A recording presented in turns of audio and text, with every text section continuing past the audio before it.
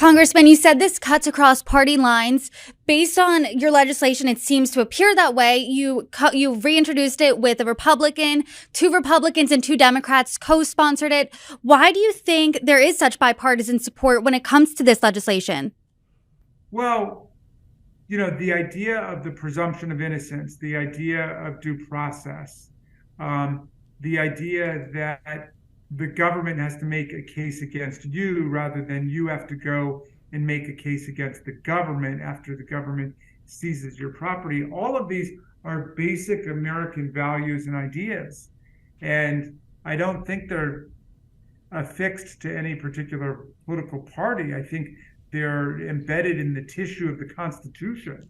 And so, wherever we find constitutional patriots, they could call themselves liberals or conservatives or radicals or libertarians or Greens or whatever. Those are people who are not going to like the idea that the state can arrogate to itself the power to declare your property guilty and then put the burden of proof on you and put the burden of persuasion on you and get the burden of finding lawyers on you, get the burden of setting a court date on you, and then you have to go and prove your property is innocent. It just doesn't make any sense.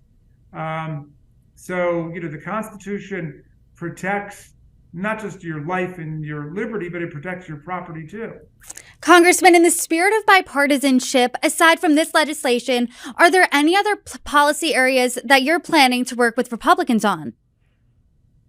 Well, I work with Republicans all the time whenever I can. I mean, my friend Nancy Mace from South Carolina, who's in the GOP, she and I just wrote a letter that I think 24 members signed on with us to the Royal Crown Prince of Saudi Arabia, telling him to release every political prisoner he's got behind bars for sending tweets.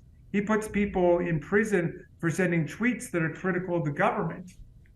How appalling is that?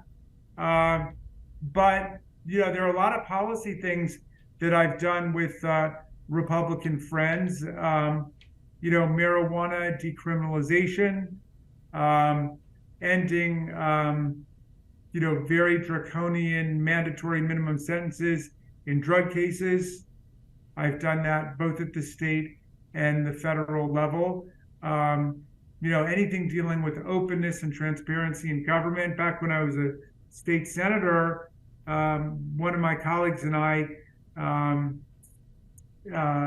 who is actually currently in Congress with me now, Alex Mooney, he was a Maryland state senator. Now he's a congressman from West Virginia, but that's a different story. But anyway, we sponsored legislation to require that all governmental expenditures above $10,000 in Maryland be put online within 24 hours so everybody knows where government spending is going.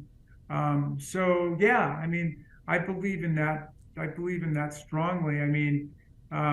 We have political parties because we need them to help organize public opinion and to have competitive elections and to try to put forward programs that we then translate into legislative agendas. But it's very important for us to remember when we're elected what a party is. The word party comes from the French word parti. It means a part of the whole. And our party is just part of the whole. And we have to go in with the idea we're going to try to represent everybody who's in our constituency, whether they voted for us or they didn't, whether they're a Democrat, a Republican, a Libertarian, an Independent, a Green, Reform Party, whatever. We have to try to represent everybody. And you know what? We know how to be nonpartisan.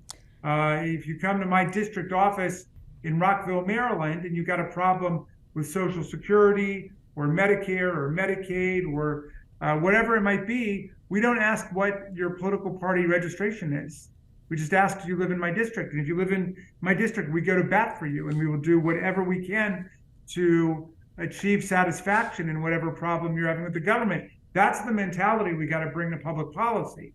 It doesn't mean we're going to agree on everything. Obviously, there are some fundamental differences we've got on questions like abortion or what have you. But when I fight for pro-choice, I'm not fighting for pro-choice just for Democratic women because I'm a Democrat. I'm fighting for pro-choice for all women.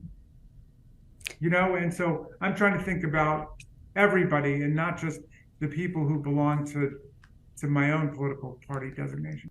Congressman, you bring up a really interesting point because we hear all the time it's a highly partisan, it's a highly divided time, but you just laid out some policy areas you are working with Republicans on. So do you think that's really true? The strategy of division and polarization is deliberate and premeditated. And some of it comes from abroad. I mean, Vladimir Putin would love nothing more than for everybody in America to beat each other's throats along party lines, along racial, ethnic, religious lines.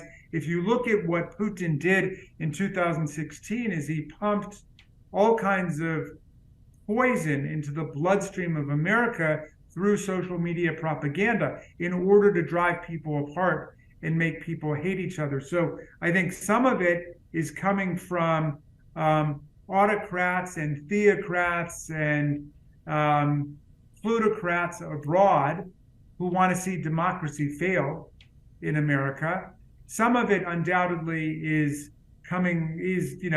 native born and in American domestic politics, because people think that the way to succeed in politics is to tear down the other side.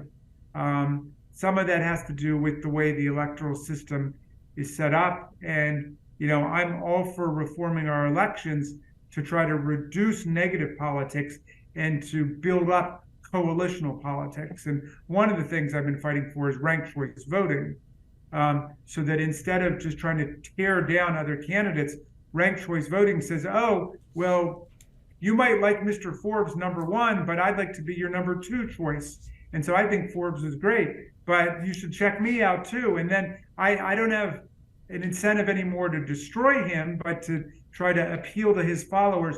And that's what ranked choice voting is doing. And I have a number of colleagues who've been getting elected under the ranked choice voting system, including the wonderful Mary Peltola, the first Native Alaskan ever to be elected to Congress from Alaska, and also the first Democrat, I think, in 30 or 40 years. But she beat Sarah Palin in a ranked choice voting election, where she was able to appeal on a much broader basis to the public. Congressman, I would love to have you back on to talk about ranked choice voting. But before I let you go, really quickly, what's next for the FAIR Act? Well, Congressman Wahlberg is a tiger, and he and I are going to be fighting to get more and more Republicans and Democrats on it. Everybody should support it. It's a great piece of bipartisan legislation. And everybody says that they believe in civil freedom, and everybody says they believe in the Constitution. This is a great opportunity for people to show it in a case that's not been politicized along partisan lines.